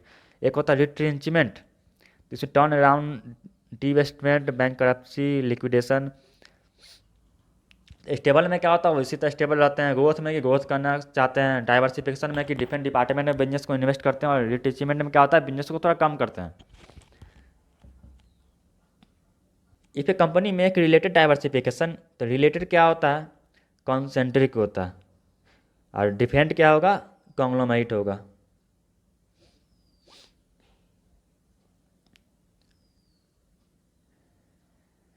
अगला क्वेश्चन है, in case of General Electric 9 cell matrix, if industry attractiveness is low but business unit strength is high, the product strategy should be. तो attractiveness low है और यूनिट स्ट्रेंथ हाई है, तो यहाँ पर देखेंगे अट्रैक्टिवनेस जो है लो है, यूनिट स्ट्रेंथ हाई होगा तो होल्ड करेंगे। होल्ड का मतलब डिवेस्ट करेंगे, इन्वेस्टमेंट रोक देंगे। हार्वेस्ट का मतलब होता है वापस इन्वेस्टमेंट को क्लियर कर लेना। अगला क्वेश्चन है, core competencies are described as dash in McKinsey 7S framework. तो कोर कॉम्पिटेंसी क्या होता है? स्किल होता है। स्किल ही आपका जो है कंपटीशन दे सकता है दूसरे को, क्योंकि दूसरे का स्किल डिफरेंट होगा, आपका स्किल डिफरेंस होगा। तो अगर आपका स्किल अच्छा है तो कंपटीशन दे पाएंगे। तो यहाँ पर 7S है मैकेंजी का। एक हार्ड एलिमेंट होता है जैसे strategy, structure, system. Soft element में आएगा शेयर्ड वैल्यू, स्किल्स, स्टाफ और स्टाइल। अगला question, establishing an image of a product or service in the mind of consumer is described as. ये क्या होगा? पोजिशनिंग होगा। पोजिशनिंग का ये डिफिनेशन है कि किसी के कस्टमर के माइंड में अपने प्रोडक्ट को इस्टेब्लिश कर देना। न्यू प्रोडक्ट डेवलपमेंट क्या होता है? जब न्यू प्रोडक्ट बनाते हैं उसका जो प्रोसेस होता है वो न्यू प्रोडक्ट डेवलपमेंट कहलाता है। प्रोडक्ट लाइफ साइकिल क्या है? जब नया प्रोडक्ट मार्केट में आता है उसका एक लाइफ साइकिल होता है। पहले इंट्रोड्यूस होता है, लोगों के लिए नया नया होता है, फिर ग्रोथ होता है उसका, लोग जानना शुरू कर देते हैं, सेल बढ़ जाता है उसका, फिर मैच्योरिटी में आता है, ये यूज टू हो जाते हैं लोग उसके लिए, फिर डिक्लाइन हो जाता है क्योंकि नया प्रोडक्ट उसके मुकाबले में मार्केट में आ जाता है। ये हो गया प्रोडक्ट लाइफ साइकिल। एक सेल्स प्रमोशन, सेल्स को इंक्रीज करने के लिए कुछ प्रमोशन देते हैं, जैसे 1 पर 1 फ्री, 10 रुपये ऑफ, 20 रुपये ऑफ, ऐसे करके सेल्स प्रमोशन होता है। तो यह है न्यू प्रोडक्ट डेवलपमेंट का प्रोसेस। आइडिया जनरेट करते हैं, फिर आइडिया को स्क्रीन करते हैं, कॉन्सेप्ट टेस्ट करते हैं, बिजनेस एनालिसिस, इस तरह से ये प्रोसेस है इसका। ये प्रोडक्ट लाइफ साइकिल है। इंट्रोडक्शन, ग्रोथ, मैच्योरिटी और डिक्लाइन। सेल्स प्रमोशन है। अगला क्वेश्चन है, first step of new product development is. तो फर्स्ट स्टेप क्या है? अभी हमने देखा, तो पहला जो स्टेप है इसका आइडिया पहले जनरेट करते हैं। सी ऑप्शन इसका सही होगा, आइडिया जनरेशन। अगला question, any paid form of non personal presentation by an identify sponsor is popularly known as. इसका जो आंसर होगा एडवर्टाइजिंग हो जाएगा, क्योंकि कोई दूसरा बंदा नॉन पर्सनल मतलब उस अपने लिए नहीं तो किसी और के लिए बोल रहा हो, तो उसको एडवर्टाइजमेंट बोलते हैं। पर्सनल सेलिंग क्या होता है? डायरेक्ट जाके हम सेल करते हैं, डायरेक्ट आमने सामने। डायरेक्ट मार्केटिंग क्या है? ईमेल से, फ़ोन से उसको प्रमोशन करते हैं, मार्केटिंग करते हैं। सेल्स प्रमोशन क्या है? कुछ ऑफर देके, 1 पर 1 फ्री वाला ऑफर, जैसे आपने देखा होगा 10% ऑफ, 20% ऑफ, ये सेल्स प्रमोशन हो गया। अगला क्वेश्चन है, the total assortment of products and services marketed by firm are called. एक फर्म का टोटल जो प्रोडक्ट है उसको क्या बोलते हैं? Product line, individual product, product mix, product strategy. तो इसका जो आंसर हो जाएगा प्रोडक्ट मिक्स हो जाएगा। प्रोडक्ट मिक्स मतलब सारा कुछ आएगा। प्रोडक्ट लाइन में क्या हो? एक ब्रांड के अंदर जो प्रोडक्ट है लाइन, जैसे अगर क्रीम है तो उसके अंदर जितना भी प्रोडक्ट होगा, छोटा बड़ा सब प्रोडक्ट लाइन हो जाएगा। इंडिविजुअल प्रोडक्ट अकेला हो गया, तो प्रोडक्ट मिक्स पूरा हो जाएगा। तो प्रोडक्ट लाइन हो गया क्या है? शैम्पू है तो अगर हेयर का है तो शैम्पू हो गया, हेयर वैक्स हो गया, हेयर जेल हो गया। स्किन का है तो हैंड क्रीम, वो प्रोडक्ट लाइन हो गया उसका। स्किन का एक लाइन हो अलग हो गया, हेयर के लिए अलग लाइन हो गया, वो क्या प्रोडक्ट लाइन है। सबको मिला के अगर देखेंगे तो प्रोडक्ट मिक्स हो जाएगा। अगला क्वेश्चन है, distribution strategy in which company limits its outlets in different region or buyer can buy in only company's territory is called classified as. Intensive territorial agreement, दूसरा है सेलेक्टिव, तीसरा इंक्लूसिव, चौथा है exclusive territorial agreement. तो इसका जो answer हो जाएगा एक्सक्लूसिव टेरिटोरियल एग्रीमेंट हो जाएगा। 3 तरह का होता है, इंटेंसिव, एक्सक्लूसिव और सेलेक्टिव। इंटेंसिव क्या होता है? इंटेंसिव क्या होता है? मैक्सिमम आउटलेट्स ये कवर करता है, पूरा एरिया कवर करता है। सेलेक्टिव क्या होता है? कुछ सेलेक्टेड एरिया को सेलेक्ट करता है, सेलेक्टेड पर्सन को। जैसे स्पॉट्स है तो स्पॉट्स एक सेगमेंट हो गया, उस पर फोकस करना, किसी लोकेशन पर फोकस करना, ये सेलेक्टिव हो गया। एक्सक्लूसिव क्या होता है? एक्सक्लूसिव में क्या होता है कि जैसे एप्पल है तो वो उसका खुद का सब होता है, रिटेल आउटलेट से लेके सर्विस सेंटर एप्पल का खुद होता है। तो उसमें क्या होता है कि ब्रांड इमेज मेंटेन करने में थोड़ा आसानी होती है क्योंकि अपना होता है, तो वो होगा एक्सक्लूसिव। अगला क्वेश्चन है, many companies in India are taking up rural marketing because there is exemption from sale tax. ऐसा कोई बात नहीं है। There is a clean environment, जरूरी नहीं कि हो। It is economic to distribute in rural market, वहाँ तो और खर्च लगेगा क्योंकि वहाँ ट्रांसपोर्टेशन का प्रॉब्लम होता है। Rural market in India has a tremendous potential that is yet to be tapped, ये बिल्कुल सही ऑप्शन होगा। अगला क्वेश्चन है, the method of corporate image building handling unfavourable event and stories to get favourable public response called sales promotion, personal selling, public relation, advertising.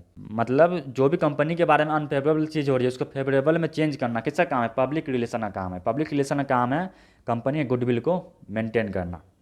Sales promotion तो आपको मैंने अभी भी बताया थोड़ा देर पहले कि सेल्स प्रमोशन करते हैं, सेल्स को इंक्रीज करने के लिए प्रमोशन देते हैं, 20% ऑफ, 10% ऑफ, एक पर एक फ्री है इस टाइप का, या 10 लेंगे तो एक फ्री।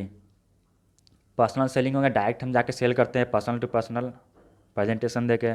पब्लिक रिलेशन तो यही हो गया, मेंटेन करते हैं कंपनी का रिस्पेक्ट, कंपनी का रेपुटेशन, गुडविल। एडवर्टाइजिंग हो गया कि नॉन पर्सनल फॉर्म, यानी कोई बंदा एडवर्टाइज करता है किसी कंपनी का, किसी प्रोडक्ट का। अगला क्वेश्चन है, the concept of retail organisation in which 2 or more outlets are controlled and owned commonly is classified as chain store, voluntary store, super store, discount store. तो 2 या उससे ज़्यादा स्टोर जो है कॉमनली एक दूसरे से जुड़ा हुआ है, कंट्रोल है, और एक ही आदमी अगर ऑन कर रहा है, यानी ऑन कॉमनली ऑन, मतलब एक पर्टिकुलर इंसान ही या पर्टिकुलर कंपनी सबको ऑन कर रही है तो उसको क्या बोलेंगे? चेन स्टोर बोलेंगे। जैसे विशाल मेगा मार्ट है, सबको एक ही पर्सन ऑन कर रहा है, हर जगह है। वालमार्ट है तो इस तरह चेन स्टोर हो गया। सुपर स्टोर क्या बोलते हैं? सबसे बड़ा होता है, मतलब बड़ा सुपर लार्ज टाइप का होता है, जैसे वालमार्ट हो गया, बड़ा लार्ज होता है वो। डिस्काउंट क्या है? वो डिस्काउंट देता है, नॉर्मल आपको रिटेल प्राइस से कम में वहाँ मिलेगा सामान, जैसे डी मार्ट हो गया इंडिया में, वालमार्ट हो गया। अगला क्वेश्चन है, the collection of activity use to sell product to directly to end user. तो इंड यूजर को कौन देता है? रिटेलिंग देता है। होलसेलर तो रिटेलर को देगा। डिस्ट्रीब्यूशन ऑपरेशन भी होलसेलर को देगा, रिटेलर को देगा। इंटर मॉडलिंग से कनेक्टेड नहीं है, तो रिटेलिंग इसका ऑप्शन सही होगा। अगला क्वेश्चन है, marketing channel that involve no intermediary to make their product available to final buyer. तो इंटरमीडियरी में नहीं होगा तो क्या होगा? वो डायरेक्ट चैनल होगा। अगर इंटरमीडियरी होगा तो इनडायरेक्ट हो जाएगा। The minor stimuli which determine when and how customer will respond in certain way, perception, cue, motive, drive. Cue इसका आंसर हो जाएगा। Offering of all brand and brand line by particular company is considered as company portfolio, brand portfolio, corporate portfolio, brand line portfolio. Offering of all brand आ जाएगा, सिर्फ एक brand होता तो brand portfolio होता, लेकिन all brand and brand line तो क्या हो जाएगा? पोर्टफोलियो किसका होगा? कॉर्पोरेट पोर्टफोलियो हो जाएगा ये, क्योंकि कॉर्पोरेट में बहुत सारा ब्रांड होता है। जैसे रिलायंस में कितने सारे ब्रांड है, विमल है, जियो है, और रिलायंस का जो है ऑयल है, तो सब एक ब्रांड हो गया उसका। अगला है, physical evidence in case of service marketing से क्या फ़ायदा होता है? To evaluate the service by customer, to easily deliver the service, to evaluate the services by service provider, to assess the service quality by third party. इसका option number 1 सही हो जाएगा, to evaluate the service by customer. What is referred to the event when a customer expectation of a service encounter are not met? Service scape, service recovery, service failure, service mix. अगर customer का जो expectation है वो meet नहीं करेगा, service गलत मिल जाएगा, तो उसको क्या बोलेंगे? सर्विस फेलियोर बोलेंगे। सर्विस स्केप किससे रिलेटेड? सर्विस स्केप इन्वायरमेंट से रिलेटेड, किस इन्वायरमेंट में हम सर्विस दे रहे हैं उसका भी इफेक्ट पड़ता है। अच्छा इन्वायरमेंट देने की कोशिश करेंगे तो कस्टमर खुश होगा, कस्टमर सेटिस्फाइड होगा तो नेक्स्ट टाइम सर्विस लेने आएगा। तो ये जैसे रेस्टोरेंट जाते हैं तो वहाँ का इन्वायरमेंट बहुत अच्छा बनाया जाता है ताकि लोग आए, उनको अच्छा फील हो। तो इससे जो है सर्विस स्केप से रिलेटेड है ये। सर्विस फेलियर समझ, सर्विस रिकवरी का मतलब अगर आप अच्छी सर्विस नहीं दे पाए तो रिकवरी उसको करना, फिर से सर्विस देना होगा या फिर रिफंड करना होगा। सर्विस मार्केटिंग मिक्स में क्या आता है, ये 4P था। प्रोडक्ट मार्केटिंग मिक्स में, ये सर्विस में 7P हो जाता है। क्या क्या है, प्रोडक्ट, प्राइस, प्लेस, प्रमोशन, ये 4 तो कॉमन है। इसमें 3 और ऐड हो जाता है, पीपल, प्रोसेस और फिजिकल एविडेंस। यानी सर्विस तो पीपल ही देगा ना, और प्रोसेस होगा तो सर्विस देने का, और फिजिकल एविडेंस, ये सर्विस में 3 चीज़ ऐड हो जाता है। अगला क्वेश्चन है, brand equity generally means brand attitude, brand positioning, brand value, brand sale. Brand equity क्या बोलता है, पूरा ब्रांड वैल्यू होता है उसका। ब्रांड वैल्यू क्या होता है, पूरा मॉनिटरिंग वैल्यू, कोई एक ब्रांड है उसका वैल्यू क्या है, 1000 करोड़ है, 100 करोड़ है, उसको वो ब्रांड वैल्यू हो गया, ब्रांड इक्विटी हो गया। ब्रांड पोजिशनिंग क्या, कस्टमर के माइंड में ब्रांड के बारे में क्या है, वो ब्रांड पोजिशनिंग है। इमेज भी लगभग सेम ही है। ब्रांड वैल्यूएशन हो गया टोटल फाइनेंशियल वैल्यू। अगला क्वेश्चन है, dash module enable a company to learn more about customer and their needs with each interaction. ERP, EDI, CRM, EFT। ERP का मतलब होता है इंटरप्राइज रिसोर्स प्लानिंग। ये तो होगा ना, CRM होगा क्योंकि CRM कस्टमर से रिलेटेड है, तो यहाँ पर कस्टमर के बारे में बात किया गया तो CRM होगा। Which of the following is not a measure of dispersion. Dispersion measure कौन नहीं है, mean deviation, normal deviation, standard deviation, range deviation. तो मीन डिविएशन भी होता है, स्टैंडर्ड डिविएशन भी होता है, रेंज भी होता है। यहाँ पर नॉर्मल डिविएशन कोई के नाम का कोई टर्म नहीं होता है, इसका आंसर हो जाएगा normal deviation. A type 2 error is accepting null hypothesis when it is false, accepting null hypothesis when it is true, rejecting null hypothesis when it is false, rejecting null hypothesis when it is true। तो type 2 error क्या है, तो type 2 error है accepting a false null hypothesis, यानी accepting null hypothesis when it is false, option number A सही हो जाएगा। तो हाइपोथेसिस क्या है, हाइपोथेसिस एक एजम्पशन है। कोई भी चीज़ हम मान लिया स्टैटिकल टेस्ट करते हैं, एज्यूम कर लेते हैं पहले कि ये ऐसा होता है, फिर उस पर टेस्ट करते हैं कि उसको रिजेक्ट करें या एक्सेप्ट करें, तो वो नल हाइपोथेसिस होता है, नॉर्मल एजम्पशन। मान लिया किसी के बारे में एज्यूम कर लेते हैं, वो लड़का बहुत अच्छा है, तो एज्यूम कर लिए, फिर उस पर जाँचें उसको, उसका इंक्वायरी किए, तब पता चला कि नहीं वो लड़का अच्छा नहीं, ख़राब है, तो मतलब हमारे जो नल हाइपोथेसिस था वो रिजेक्ट हो गया। अगर सही में वो अच्छा है, शुरू में हम एज्यूम किए कि वो बहुत अच्छा है, बाद में उसके बारे में इंक्वायरी किए तो बाद में पता चला नहीं सही में वो अच्छा है, तो मतलब वो नल हाइपोथेसिस ट्रू है। मान लिया कोर्ट में क्या होता है, पहले जो कैदी होता है, मतलब जो अपराधी होता है क्रिमिनल, उसको एज्यूम किया जाता है कि ये अपराधी नहीं है, निर्दोष है, वो नल हाइपोथेसिस हो गया कि this is innocent, he is innocent. फिर उस पर इंक्वायरी बैठती है, बहुत सारे सबूत इकट्ठे किए जाते हैं, एविडेंस, तब जाके पता चलता है कि नहीं ये सही में इनोसेंट नहीं है, ये क्रिमिनल है। तो मतलब इनोसेंट नहीं है मतलब नल हाइपोथेसिस रिजेक्ट हो गया, अल्टरनेट हाइपोथेसिस एक्सेप्ट हो गया, मतलब वो इनोसेंट नहीं है, मतलब वो क्रिमिनल है। तो यही होता है। टाइप 1 एरर में क्या होता है, रिजेक्टिंग ए ट्रू नल हाइपोथेसिस, तो रिजेक्ट कर दिया, मान लिया कि वो सही में इनोसेंट है लेकिन उसको हम क्रिमिनल बना दिए, तो ये हो गया टाइप 1 एरर। मान रिजेक्टिंग नल हाइपोथेसिस, यानी नल हाइपोथेसिस क्या था, वो इनोसेंट था, लेकिन हमने क्या किया, रिजेक्ट कर दिया, नहीं तुम इनोसेंट नहीं हो, तुम क्रिमिनल हो, लेकिन जबकि वो सही था, वो इनोसेंट ही था, तो इससे क्या होगा, टाइप 1 एरर आ जाएगा। मान लिया आपने ब्लड टेस्ट करवाया, मान लिया आपको टाइफाइड, छोटा ही बीमारी लेते हैं टाइफाइड, तो टाइफाइड क्या होगा कि टाइफाइड था लेकिन आपका वो रिजेक्ट कर दिया, मतलब आपको टाइफाइड नहीं है, आपको टाइफाइड था सही में, लेकिन टेस्ट में क्या आ गया कि आपको टाइफाइड नहीं है, ये होगा टाइप 1 एरर। उसे टाइप 2 एरर में क्या है कि एक्सेप्टिंग फॉल्स नल हाइपोथेसिस, यानी एक्सेप्ट कर लेते हैं लेकिन वो जैसे इनोसेंट है, नल हाइपोथेसिस है, लेकिन वो सही में इनोसेंट नहीं था, लेकिन बाद में फाइनल में क्या आउटपुट आया कि वो इनोसेंट ही कहलाया। मान लिया कि नल हाइपोथेसिस सही था, यानी वो इनोसेंट ही है, लेकिन सही में इनोसेंट नहीं था वो। उसी तरह ब्लड टेस्ट करवाने गए, आपको टाइफाइड नहीं था, लेकिन रिपोर्ट में क्या आ गया कि आपको टाइफाइड है, तो ये टाइप 2 एरर हो गया। अगला क्वेश्चन है, sampling error can be reduce by non probability sampling, increasing the sample size, increasing the population, reducing the sample size. Sampling error क्या है, जब भी हम कोई सैंपल लेते हैं तो वो पूरे जो पॉपुलेशन है उसको रिप्रेजेंट नहीं करता, तो ये सैम्पलिंग एरर हो जाता है। मान लिया 100 लोग हैं, 100 लोग में से 4 सैंपल 5 सैंपल लिए, लेकिन उसका जो एक्टिविटी है बाकी लोग से नहीं मिलता है। मान लिया वेट है, मान लिया कि 100 लोग हैं, उसका एवरेज वेट जो है 50 kg है। अगर आपने 4 लोगों का सैंपल लिया तो उसका एवरेज वेट क्या निकल जाता है, 70 kg। तो क्या है, आइडेंटिकल नहीं है, वो रिप्रेजेंट नहीं कर रहा। अगर उसका मान लिया टोटल 50 है, उसका 55 होता है या 45 होता है, थोड़ा बहुत रिप्रेजेंट करता है वो, लेकिन 70 आ गया, तो उसको कैसे रिड्यूस करेंगे। तो इंक्रीजिंग द सैंपल साइज, जैसे सैंपल साइज इंक्रीज करेंगे ना, तो धीरे धीरे वो 70 से धीरे आके 50 के करीब पहुंच जाएगा। तो वो सैम्पलिंग ईरर हो गया। नॉन सैम्पलिंग ईरर में क्या होगा, पुअर सैम्पलिंग मेथड, सैम्पलिंग लेने का मेथड सही नहीं है, या क्वेश्चनर हम गलत पूछ रहे हैं, बिहेवियर अलग है।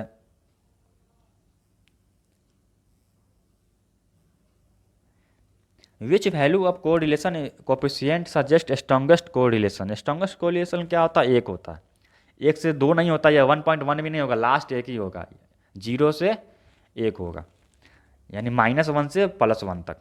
तो एक लास्ट हो गया, -1 स्ट्रॉन्ग हो गया, निगेटिव स्ट्रॉन्ग हो गया, +1 होता तो पॉजिटिव स्ट्रॉन्ग होता, यह स्ट्रॉन्गेस्ट हो जाएगा। तो कोरिलेशन किसको बोलते हैं, जैसे आपका हाइट है और आपका वेट है, मान लिया आपका हाइट बढ़ रहा है, वेट भी बढ़ रहा है, तो दोनों कोरिलेशन हो गया। यानी अगर मान लिया आपका हाइट 1 इंच बढ़ रहा है, वेट आपका 1 kg घट रहा है, तो हो गया, वो भी कोरिलेशन है। 1 इंच इधर बढ़ा, 1 इंच इधर घटा, 1 इंच इधर बढ़ा तो इधर भी बढ़ा, दोनों कोरिलेशन है। लेकिन अगर एक तरफ बढ़ता है दूसरी तरफ घटता है तो वो नेगेटिव कोरिलेशन हो गया, एक तरफ बढ़ा दूसरी तरफ भी बढ़ा तो वो पॉजिटिव कोरिलेशन हो गया। इसको आर से डिनोट करते हैं। The assumption that the variance of the residual about the predicted dependent variable score should be same for all predicted score। इसका जो आंसर हो जाएगा वो होमोजेनिटी, नॉर्मेलिटी, मल्टीकोलिनरिटी, होमोस्कैडेस्टिसिटी। इसका जो ऑप्शन नंबर डी सही हो जाएगा। होमोजेनिटी क्या होता है, सब सेम होता है, जैसे ऊपर वाले लाइन में आप देख सकते हैं सब लोग सेम, होमोजेनिटी हो जाए। नीचे क्या होगा, हेट्रोजेनिटी, सब अलग अलग है। तो अलग अलग टाइप के लोग होंगे, हेट्रोजेनिटी, अलग अलग क्वालिटी के प्रोडक्ट अलग अलग देखने में लगेंगे, तो हेट्रो हो जाएगा। हेट्रो मतलब अलग समझ लीजिए, होमो मतलब सेम, होमोजेनिटी सेम टाइप के लोग। मान लिया एक पैकेट है, कार्टून है, उसमें पार्ले-जी पूरा भरा हुआ, तो सब होमोजीनियस हो जाएगा, माने सब एक ही है, एक ही। अगर उसमें हर तरह का बिस्किट डाल देंगे तो हेट्रो हो जाएगा।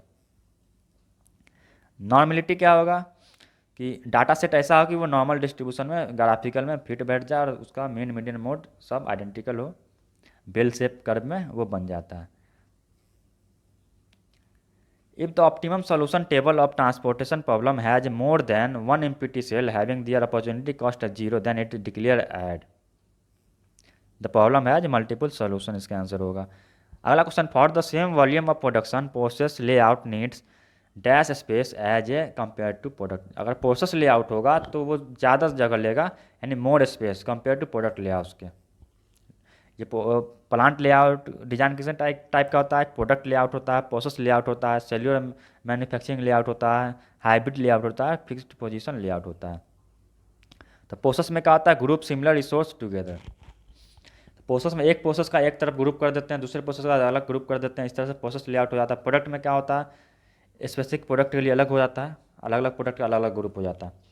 हाइब्रिड लेआउट क्या होता है, दोनों का मिक्स हो जाता है। फिक्स क्या होता है, एक ही जगह फिक्स हो गया, जैसे बिल्डिंग कंस्ट्रक्शन, एक ही जगह बिल्डिंग बनना है, फिक्स हो गया। अगला question, the purpose of transportation approach to locational analysis is to minimise total cost, total shipping cost, total variable cost, total fixed cost. Transportation का जो हम लोग अप्रोच है, ट्रांसपोर्टेशन का एनालिसिस क्यों करेंगे हम, शिपिंग कॉस्ट कम करने के लिए। इन पाथ और CPM network, A dummy activity is necessary when two activity have the same starting node, two activity have the same ending node. A node actually does not connect to another node when two activities share the same starting and ending node। इसका answer number D सही हो जाएगा।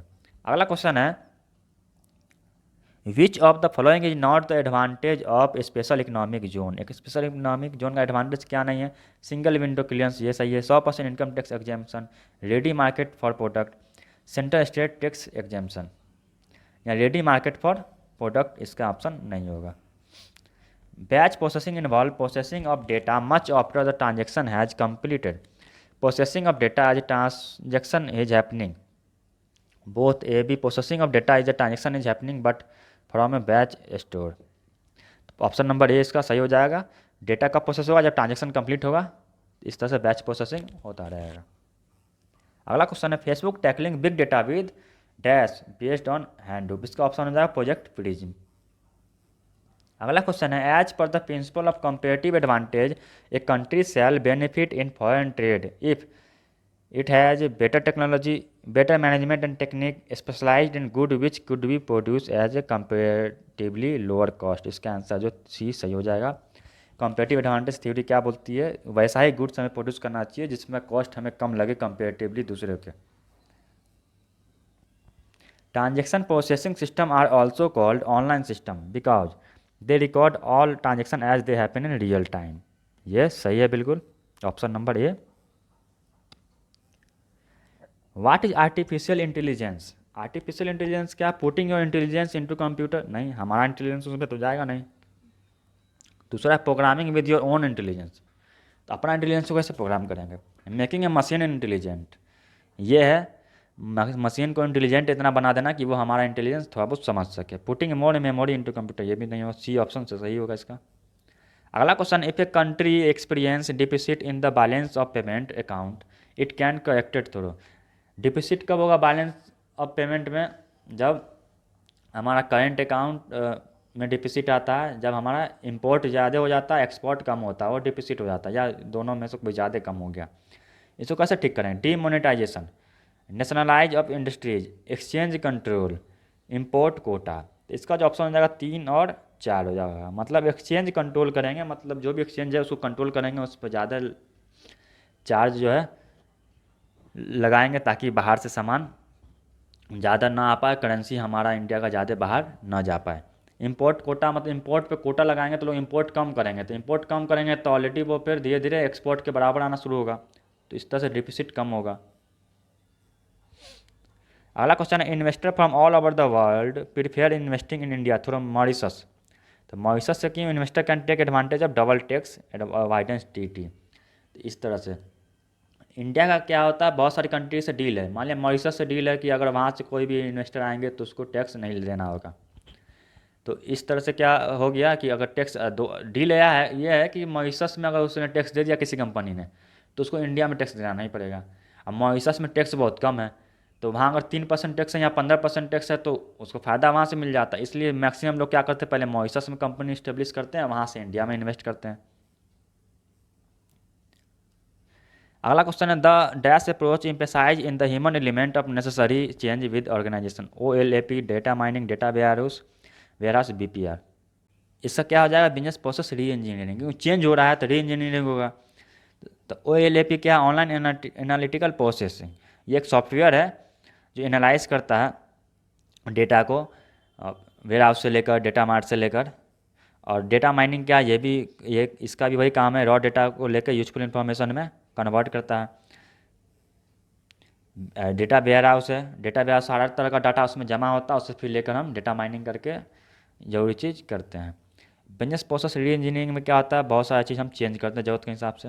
अगला question है dash is a specialised firm that finance young startup company, इसका आज क्या हो जाएगा वेंचर कैपिटल फॉर्म, वेंचर क्या होता है, नए कंपनी को वो फिनांस करता है।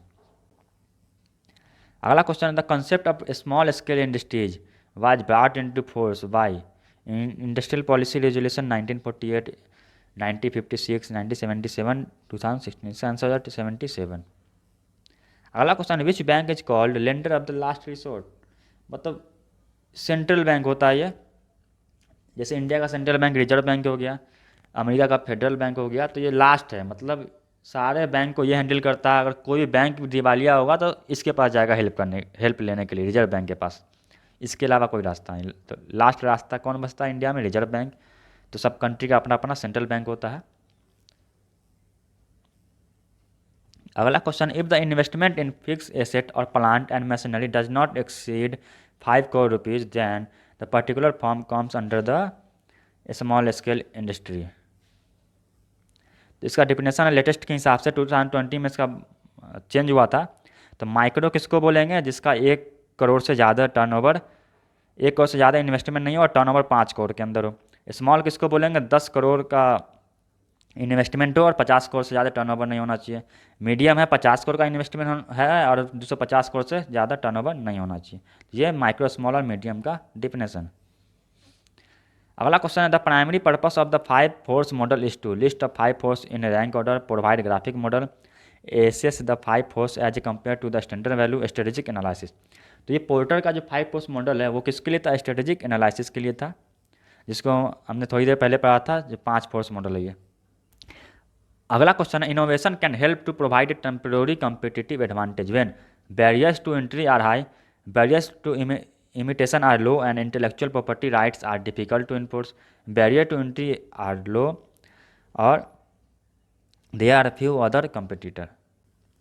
तो इसका क्या हो जाएगा? एडवांटेज कब मिला? जब बैरियर टू इमिटेशन आर लो, यानी किसी को कॉपी करने का जो बैरियर है वो लो होना चाहिए, और intellectual property right are difficult to enforce, और डिफिकल्ट है इंटेलेक्चुअल प्रॉपर्टी राइट को इन्फोर्स करना। ये दूसरा ऑप्शन सही हो जाएगा। अगला क्वेश्चन है which one of the following is not a significant reason for becoming a women entrepreneur. कौन सा रीजन नहीं है जिसकी वजह से वुमेन एंटरप्रेन्योर बनती है? तो इसमें self image as a relate to status, इसकी वजह से लोग एंटरप्रेन्योर नहीं बन सकते। फ्लेक्सिबिलिटी इन वर्किंग आवर, जो वर्किंग आवर में फ्लेक्सिबिलिटी कर सकती है वुमेन, वो एंटरप्रेन्योर बन सकती है, क्योंकि एंटरप्रेन्योर में बहुत वर्क करना पड़ता है, टाइम टू टाइम चेंज करके फ्लेक्सिबल होना पड़ेगा। Keeping one self gainfully occupied, वो खुद को जरूरी काम में ऑक्यूपाइड रखेंगे तो एंटरप्रेन्योर बन सकती हैं। अर्निंग एक्स्ट्रा मनी पर फैमिली, उनको फैमिली में अगर ज़रूरत एक्स्ट्रा मनी का तो वो इन्फ्लुएंस होंगी कि मैं नया बिजनेस स्टार्ट करूं। अगला क्वेश्चन है factor supporting establishing climate for entrepreneurship in an organization.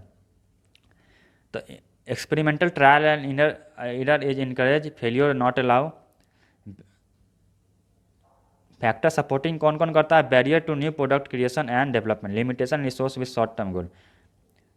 तो experimentation trial and error encourage होगा तभी एंटरप्रेन्योरशिप इनकरेज होगा। एंटरप्रेन्योर क्या होता है? एंटरप्रेन्योरशिप की तरह होता है, एंटरप्रेन्योर्स क्या होते हैं? वो मालिक होता है, एंटरप्रेन्योर जो होता है वो एम्प्लॉय होता है, लेकिन थोड़ा बहुत क्वालिटी सेम होता है। अगला क्वेश्चन है entrepreneurship can be best described as a process involving innovation, new product service and value creation. ये पहला ऑप्शन सही हो जाएगा। आज का आखिरी क्वेश्चन है which of the following give the owner a negative right preventing anyone from making, using और सेलिंग इन इन्वेंशन। यह है तो पेटेंट। आप किसी प्रोसेस को पेटेंट करवा लेते हैं किसी चीज़ को, तो वो दूसरा आदमी, दूसरा ऑर्गेनाइजेशन उसको यूज नहीं कर सकता या वो उस प्रोसेस को फॉलो करके नहीं बना सकता। इसको पेटेंट बोलते हैं। कॉपीराइट क्या होता है? कि किसी को आप लीगल राइट्स देते हैं कि आप हमारा प्रोडक्ट यूज कर सकते हैं, हमारा प्रोसेस यूज कर सकते हैं, नहीं अगर आप और उसको नहीं देते हैं, अगर आप उसको राइट्स नहीं देते हैं तो वो नहीं कर सकता, नहीं अगर वो करता तो वो कॉपीराइट का क्लेम आप उस पर डाल सकते हैं। ट्रेडमार्क क्या होता है? कोई स्लोगन हो गया, कोई कंपनी का नाम हो गया, उसको रजिस्टर कर लेते हैं कि दूसरी कंपनी उसको कॉपी नहीं कर सके, उसको ट्रेडमार्क बोलते हैं। पेटेंट तो देख लीजिए, ट्रेड सीक्रेट होता है कि कुछ सीक्रेट होता है, जैसे सक्सेस सीक्रेट। ट्रेड सीक्रेट होता है कि सबको नहीं पता होता किस तरह वो बिजनेस करती है। तो ये था आज का क्वेश्चन। 100 क्वेश्चन के बारे में हमने डिस्कस किया, महाराष्ट्र सेट के 2019 में पूछे क्वेश्चन के बारे में। तो आप चैनल को सब्सक्राइब कर लीजिए और वीडियो को लाइक कर दीजिए। कमेंट करके बताइए कि आपको ये वीडियो कैसा लगा और फ्यूचर में कैसा वीडियो आप चाहते हैं वो भी बताइए। तो मिलते हैं आपसे नेक्स्ट वीडियो में एक नए वीडियो के साथ। आप हमें इंस्टाग्राम पर भी फॉलो कर सकते हैं। धन्यवाद आपका।